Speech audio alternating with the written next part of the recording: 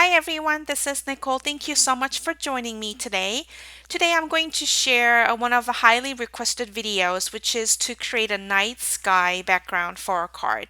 So there are various methods of doing so. You can use watercolor, you can use paints, or you can use ink pads. So I'm just going to show you my way of doing it. It's just super simple in using different distress products.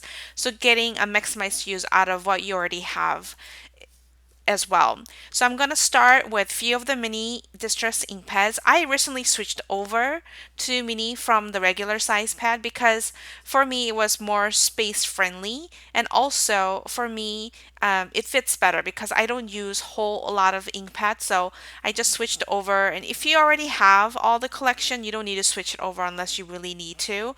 But I think this is a pretty good way to start your collection if you haven't done so. So I took out four colors, which is tumbled glass. So this is tumbled glass I'm starting. It's a very light bluish color, which is really soft as well.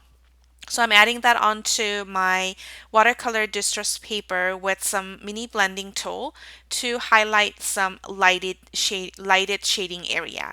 And also I'm going to move on to Salty Ocean, which is the next shade that is light in blue color, and just adding a little bit of darkness next to the tumbled glass area.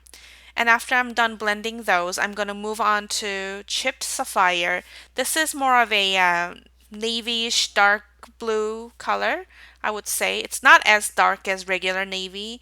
I would say it's darker blue, lighter navy area. So I'm just adding that all around. I'm not being super tricky or super careful to worry about shading. I'm just gonna make sure the middle area is more of a bright side, and then as you go out from the middle to the outer edges of the card, it gets darker. And then after I add those three shades of blue, I'm gonna go to the image with black soot distress it. This is just a black color, and adding that all over. So as you can see, I have some different shades going. So I have this the distress spray stain. I think that's how you say it. Spray distress stain, and this is, let's see, brushed pewter. So you just shake it really well, and then I'm going to take out this little straw that has the inks inside and just tap over the card area to get some splash going. And also I did the same technique for the picket fence as well.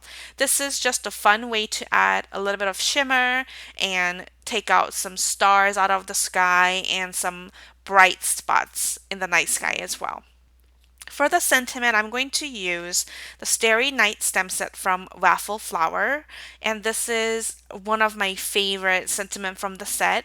They have a really cool images from the set as well, so you will get a lot of use out of it.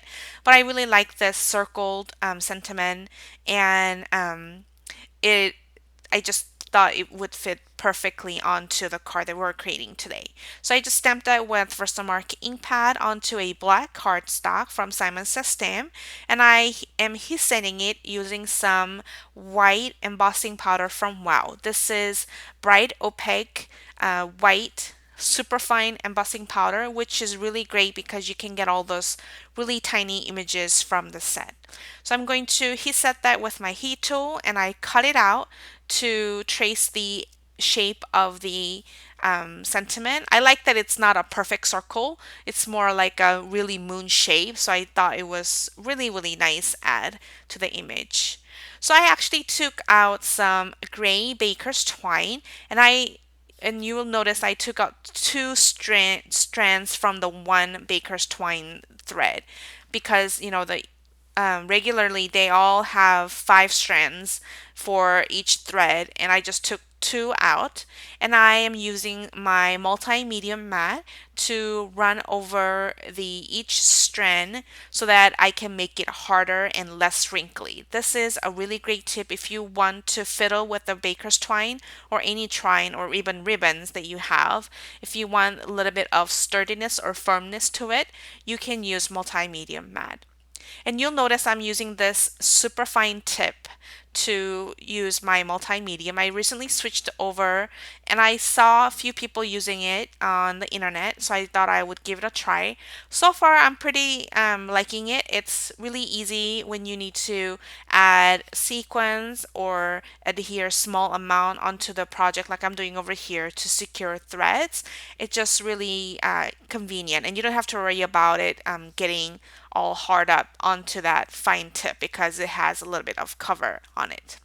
So after I attach the twine, I just crumbled it up, make a little circle shape. It doesn't have to be perfect. And I'm adding my sentiment using some dimensional. This is just a quick way to pop out. And I thought white matches really well with the background white splatters that we did with the spray distress stain that we did earlier. So I'm taking 4 millimeter sparkling clear sequence from Pretty Pink Posh, and I'm using my tweezers from EK Success to add the sequence onto the project surface using some multimedia matte as well. And then as a finishing touch, or not a finishing touch, to assemble the car, I'm going to use white Nina cardstock. This is 110 pound, my favorite card-based cardstock. I'm going to add some 3D foam tape. Make sure I'm adding foam tapes all around the edges so that it doesn't get wobbly, and make sure it's all leveled up, and attached it onto our card surface directly. And that finishes the card for today. I hope you enjoy. It's a really simple way to do it. You don't have to spend a ton of time working on it. So I hope you enjoyed the video. If you did, please give it a thumbs up and hit subscribe button if you haven't done so. Let me know that you want to see more videos from me. And then also you can check out my website at www.scrapsandstems.com to get more details. Also, if you're interested in the products used on today's project, please click the description link below, right below the YouTube video area, or you can scroll all the way to the bottom of my blog post if you're watching this from my blog. So thank you so much for joining me, and I will be back with a new tutorial soon. Thank you so much. Bye-bye.